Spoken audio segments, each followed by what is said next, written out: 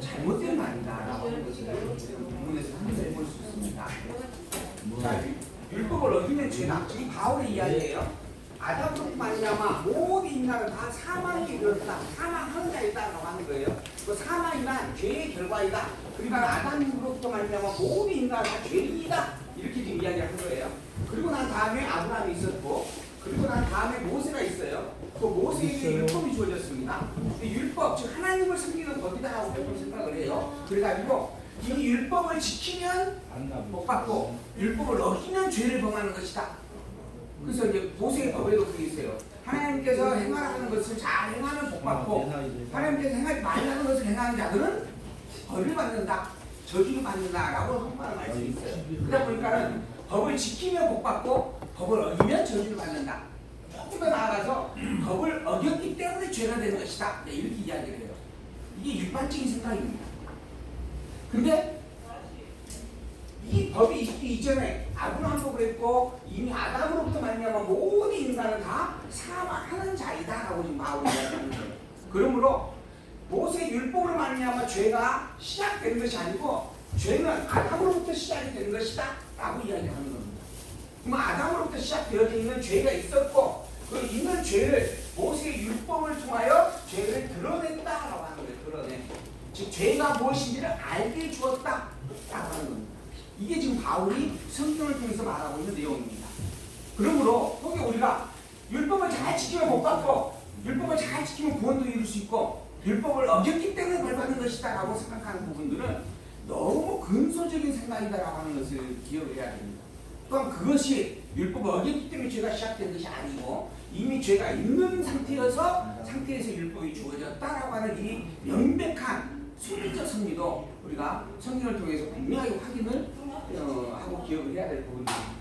율법이라고 하는 것을 가지고 율법주의 유대인들이 너무 강력하게 이제 신약의 교인들을 지금 유혹을 합니다. 그리고 복음만 전부가 아니다. 율법을 지켜야 된다. 율법을 지키는 것이 하나님을 잘 섬기는 것이고 또 복받는 일이다라고 하면서 행위를 너무너무 강조를 합니다. 또 그걸 말미암아 그들의 전통이 아브라함부터 시작되어지는 그들의 전통이기 때문에 우리 2500년, 2000년의 역사를 가지고 있는 전통입니다. 유대인들에게 유대주의 율법이 그러다 보니까 그 율법을 교회에다가 전파함에 있어서 교회의 어린 성도들이 너무 쉽게 유혹을 당했던 거죠. 이렇게 해야 된다, 저렇게 해야 된다라고 하는 명백한 규정이 있으므로 오히려 생활이 편해지고 더 쉽게 보여졌던 부분들도 있는 거고요. 그러다 보니까는 교회들이 유대주의 율법과 복음이 혼용되어진 상태가 되어졌거든요. 극단적으로는 율법이 뭐가 필요 있느냐, 오직 복음만 있으면 된다. 이게 이제 그 유대주의와의 싸움에서 히브리서에서 나와지는 이야기인데요. 유대주의 율법과 복음에 대한 어떤 넘치는 규명을 해줍니다.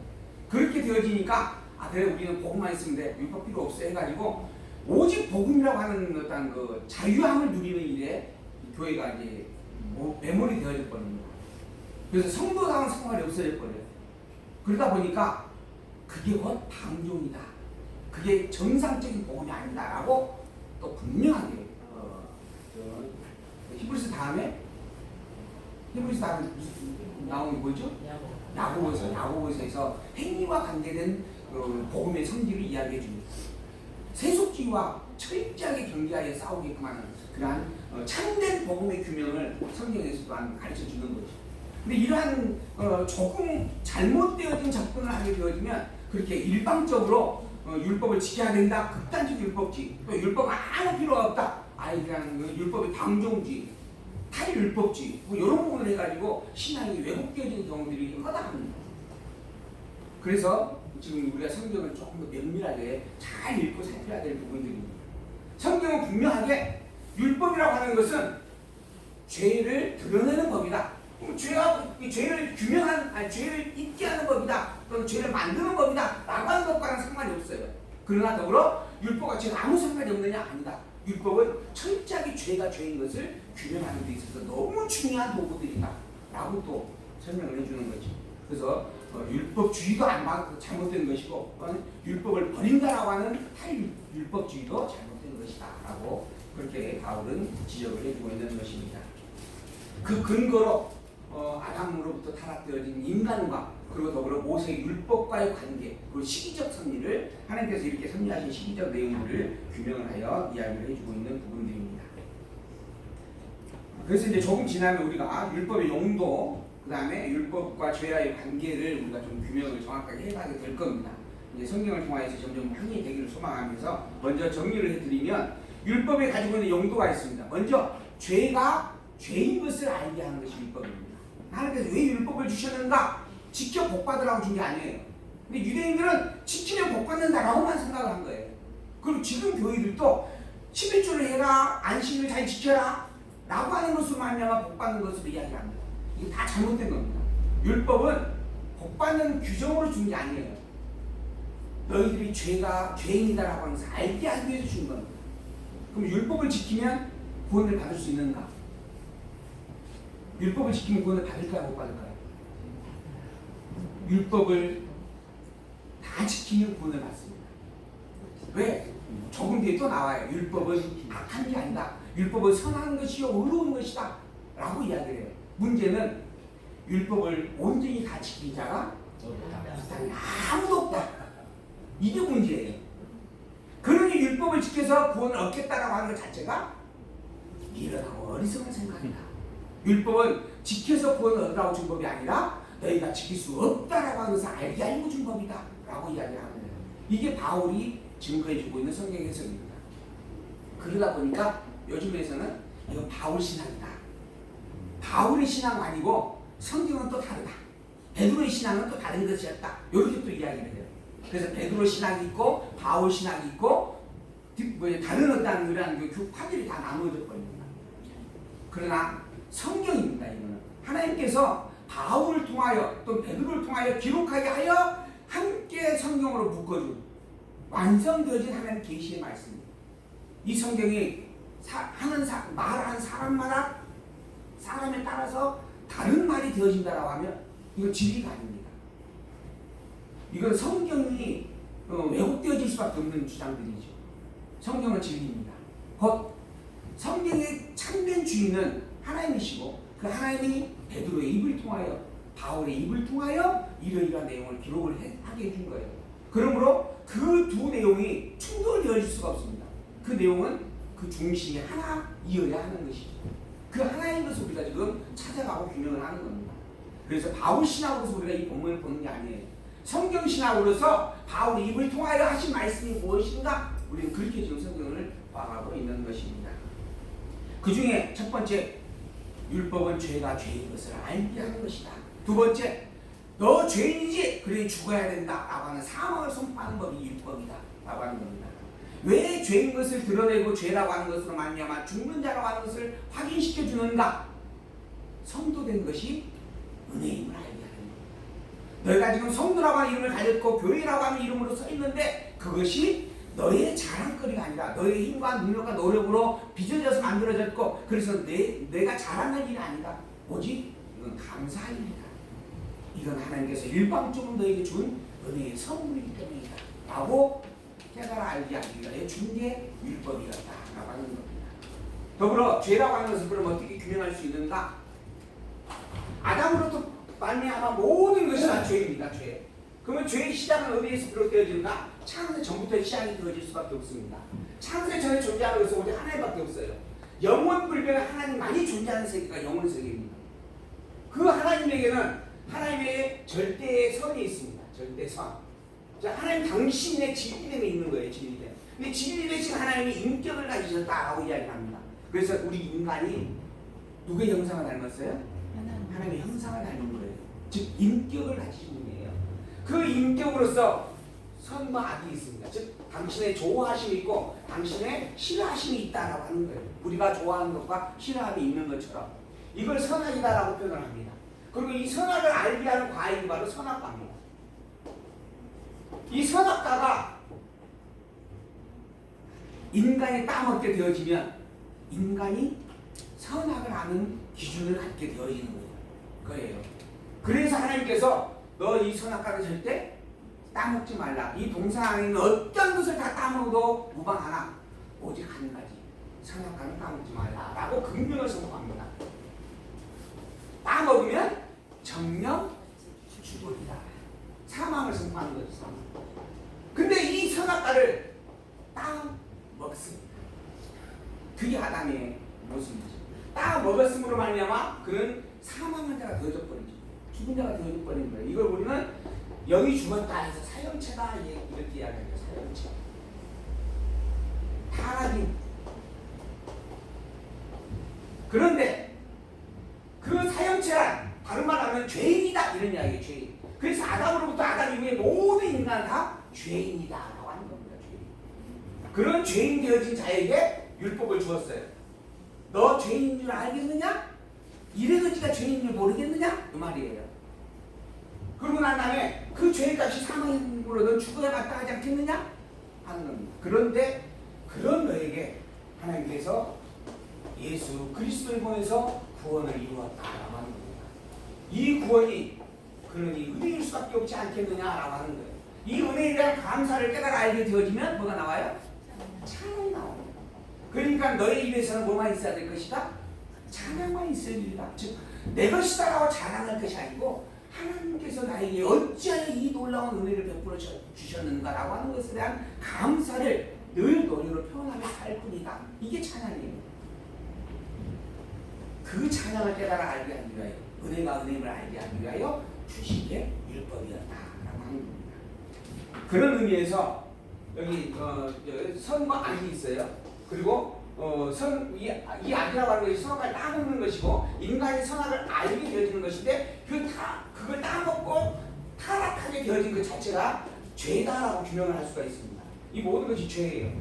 그리고 죄로 말미암아 인간은 그 뒤에 번성하게 되어집니다. 그래서 인간의 아담 이후에 모든 인간은 다 죄인이다. 비록 꼼지락꼼지락 하는 존재로 아직 만들어지지 않았어도 이미 그는 죄의 씨앗으로 시작되는 존재일 수밖에 없다라는 이야기입니다. 그러니 영아 구원설 또는 유아 세례 구원설 이거는 사람이 듣기 좋게 하려고 만들어 놓은 이야기들이다라고 보셔도 됩니다. 인간은 다 죄인 덩어리로 시작되어지는 존재입니다. 그런 존재 그에게는 오직 가질 것이 사망밖에 없었습니다. 그런 존재였는데 그 가운데서 우리가 구원을 얻었습니다.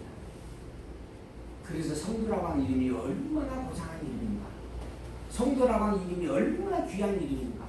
우리가 성도라고 칭함받는 이름이 우리가 교회라고 칭함받는 이 일이 얼마나 존귀한 일인가. 우리가 다시 한번 하나님 앞에 찬양을 드려야 될 부분이죠. 조금 더 이제 본문을 또 봐볼까요? 15절. 그러나 15절 19절 그리스도로 말미암아 은혜와 의의 선물을 받은 자들이 생명 안에서 왕노릇하다. 우리가 그리스도로 말미암아 구원을 받았다라고 하는 거예요. 이 은사는 그 범죄와 같지 아니하니 곧 한 사람의 범죄를 인하여 많은 사람이 죽었은즉 더욱 하나님의 은혜와 또는 한 사람 예수 그리스도 은혜로 말미암은 선물이 많은 사람에게 넘쳤느니라. 예수 그리스도와 아담은 예수 그리스도의 표상이에요. 예수 그리스도의 표상이다. 이게 닮았다라는 거예요. 어떻게 닮았는가? 한 사람으로 말미암아 죄가 시작되어졌어요. 한 사람으로 말미암아 구원이 시작되는 것이 닮은 겁니다. 이 시작이라고 하는 기준점이라고 하는 것이 닮은 거예요. 그런데 그것만 닮았어요. 그 외에는 다르다고 하는 겁니다. 아담은 죄의 시작점이지만 예수는 구원의 시작점이다. 이게 다른 거예요. 두 번째, 아담은 모든 인간을 죄인으로 만든 일이지만 예수 그리스도의 구원은 믿는 자들에게만 이루어진 일이다. 이게 다른 겁니다. 그래서 아까 제가 한 사람으로 말미암아 시작되어졌던 것처럼 한 사람으로 말미암아 모두가 구원을 받는다라고 하는 말은 사실 또 그것도 합당치 않는 말이다. 이게 다른 성질로 적용이 되는 일이다라고 말씀을 드리는 이 만인 구원이 참 인간 듣기에 또 좋은 말입니다. 그러나 만인 구원이 이루어지지가 않습니다. 지상천국도 마찬가지입니다. 지상천국도 이 하나님께서 원래 하나님 나라 에덴 동산을 만들었던 것처럼 나중에 이 에덴 동산을 다시 회복한다. 이게 지상천국의 가장 기본적인 직원입니다. 그러나 에덴 동산이든 뭐든 이 땅의 피조세계는 그 끝이 뭐예요? 종말입니다. 없어진다라는 거예요. 시작이 있는 것은 반드시 끝이 있다라고 분명히 성경은 이야기합니다. 이 지상 천국이 아니에요. 우리가 누릴 천국은 영원한 나라 하나님 나라입니다. 그 하나님 나라를 맛보게 하려고 천년왕국이 있어요. 지상에서. 그리고 그 맛보기의 증거로 에덴 동산을 만들어 두신 겁니다. 에덴 동산도 계시로서 맛보기 우리에게 주신 성리들이고, 또한 이후에 있을 천년왕국도 우리가 영원한 천국에서 어떻게 살 것인가라고 하는 것을 맛보며 경험하며 훈련케 하려고 주시는 기간이다라고 하는 겁니다. 선지들이에요. 천년왕국이 지상 천국이 아닙니다. 오직 우리의 진정한 참 천국은 영원한 나라, 하나님 나라다라고 그렇게 분명하게 말씀드릴 수가 있습니다. 자, 그 다음 16절. 또 이 선물은 범죄한 한 사람으로 말미암은 것과 같지 아니하니, 같지 않다는 거예요. 이 선물은 심판은 한 사람을 인하여 정죄에 이르렀으나 은사는 많은 범죄를 인하여 의롭다 하심에 이릅니다. 전혀 다른 거예요. 하나는 죄를 준 거고 하나는 구원의 은혜를 베푸는 것이다. 또 한 사람의 범죄를 인하여 사망이 그 한 사람으로 말미암아 왕노릇하였은즉 더욱 은혜와 의의 선물을 넘치게 받는 자들이 한 분 예수 그리스도로 말미암아 생명 안에서 왕노릇하게 될 것이다.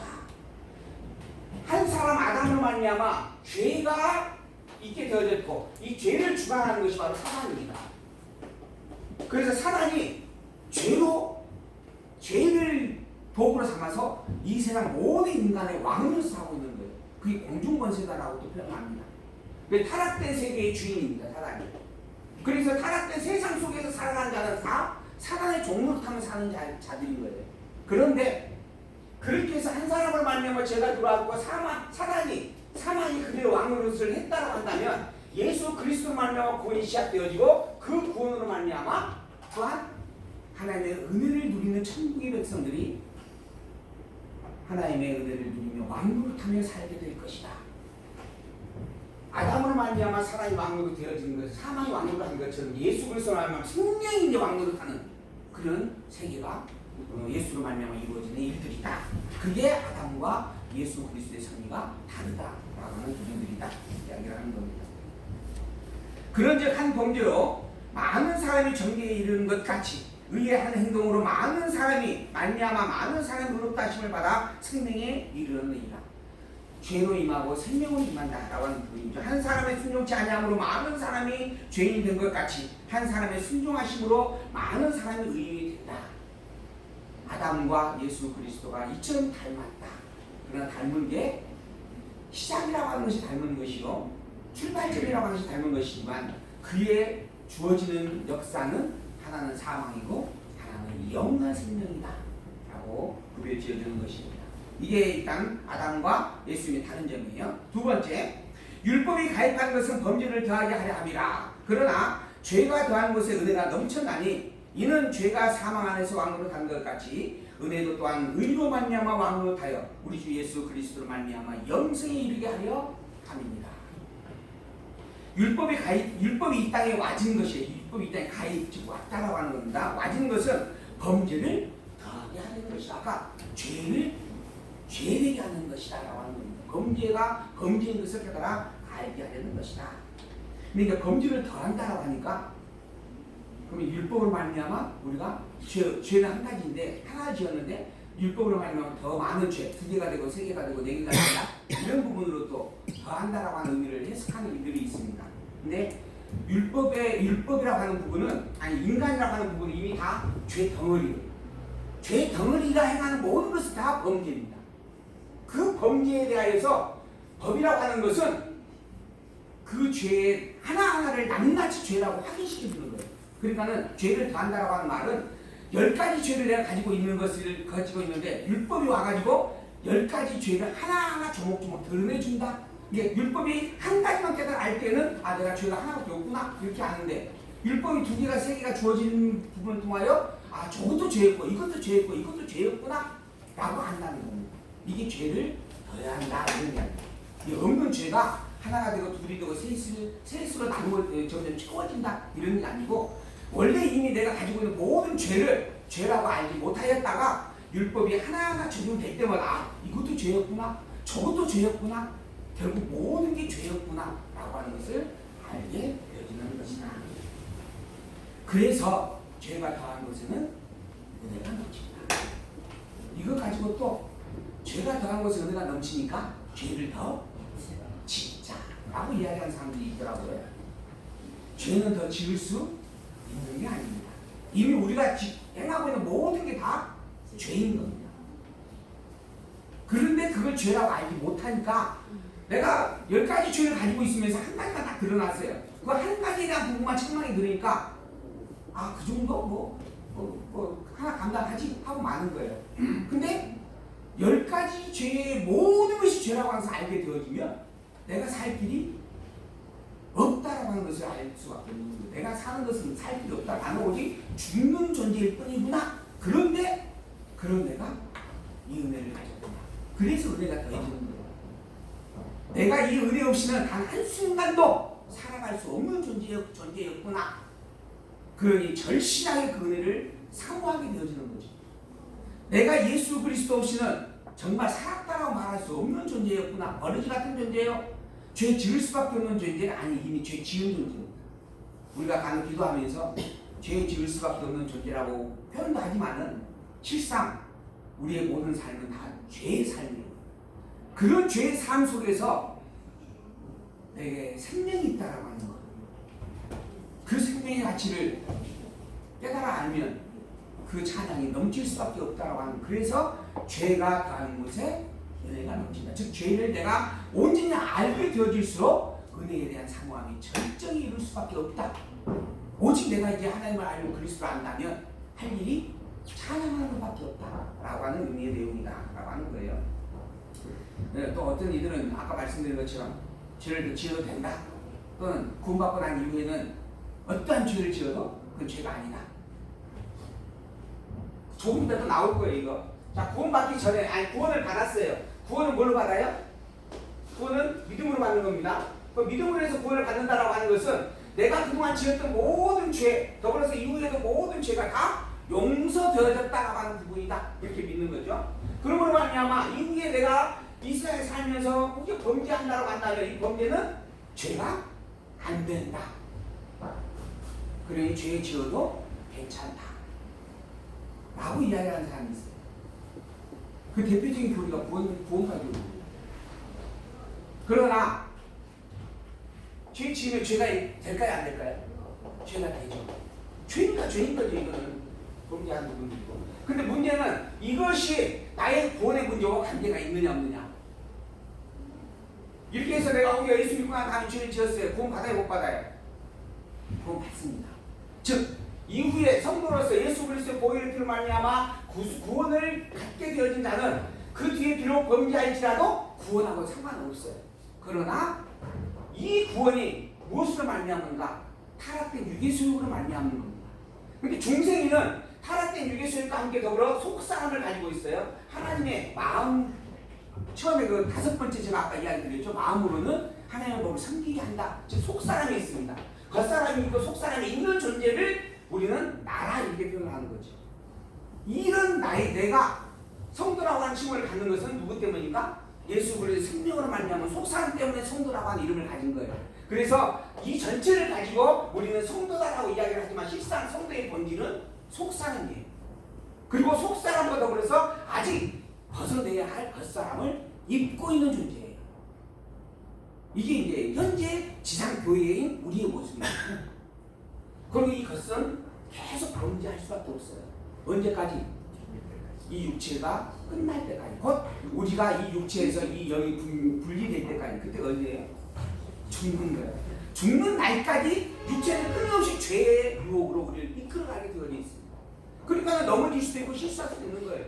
그러나 그게 나의 본질이 아니에요. 성도의 본질은 속사람이에요. 그래서 내가 죄 지어도 구원하고 상관이 없는 일이다 라고 말할 수 있는 겁니다. 왜? 이미 우리는 구원 받은 자니까. 내 속에 속사람이 있는 것은 이미 나는 구원받은 천국의 백성인 거 확증입니다. 그러나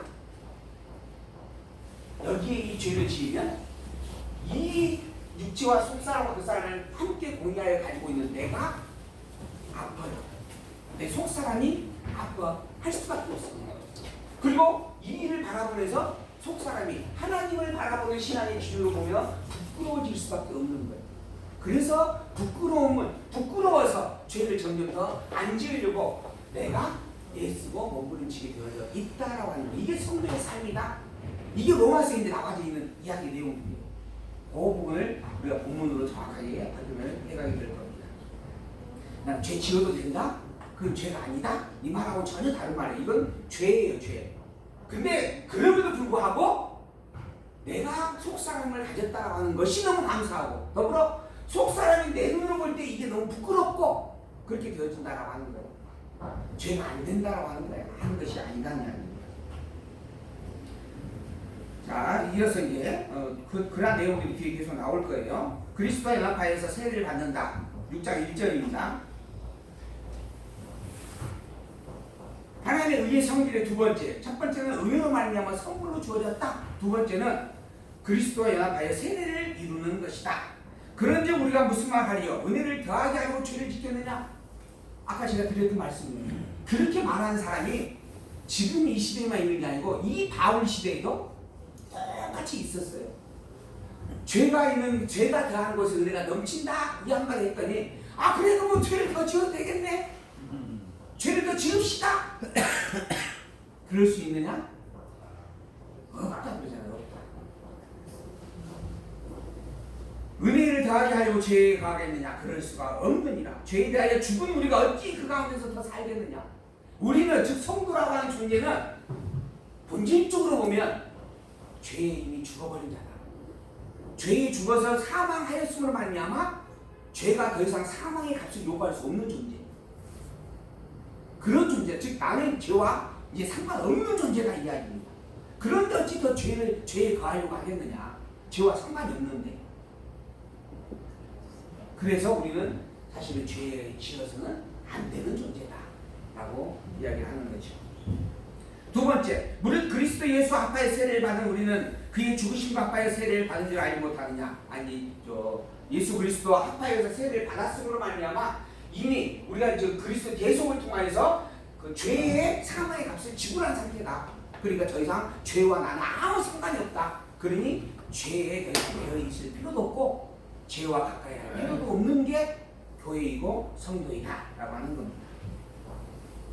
그리고 4절, 그러므로 우리가 그의 죽으심과 합하여 세례를 받음으로 그와 함께 장사가 되었나니 이는 아버지의 영광으로 말미암아 그리스도를 죽은 자 가운데 살리심과 같이 우리를 또한 새 생명 가운데서 행하게 하려 함이니라. 만일 우리가 그의 죽으심을 본받아 연합한 자가 되었으면 또한 그의 부활을 본받아 연합한 자가 되리라.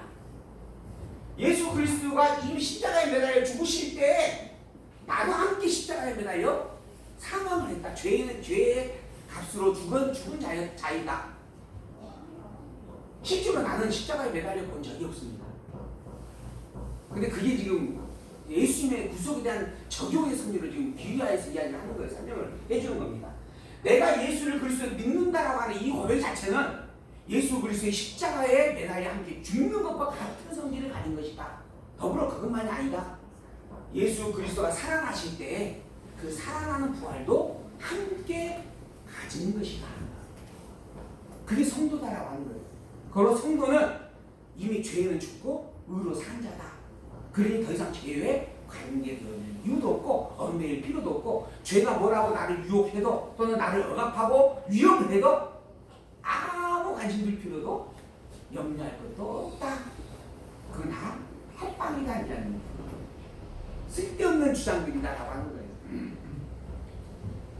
이미 우리는 그리스도로 말미암아 그리스도의 죽으심과 삶에 동반되어져 있는 이미 세례를 받은 자들이다. 연합한 자들이다 라고 하는 것이죠. 그럼 6절, 우리가 알거니와 우리 옛사람이 예수와 함께 십자가에 못 박힌 것은 죄의 몸이 멸하여 다시는 우리가 죄에게 종을 타지 아니하려 한다. 설명을 또 하는 거예요. 예수 그리스도와 함께 십자가에 못 박힌 것이고 그것은 곧 더 이상 우리가 죄의 종으로 타지 않게 하기 위한 하나님의 구원의 섭리였다. 이는 죽은 자가 죄에서 벗어나 의롭다 하심을 얻는 것이다. 이미 우리는 그래서 죄인은 죽었고 그래서 죄를 벗어났고 자유함을 얻은 자다.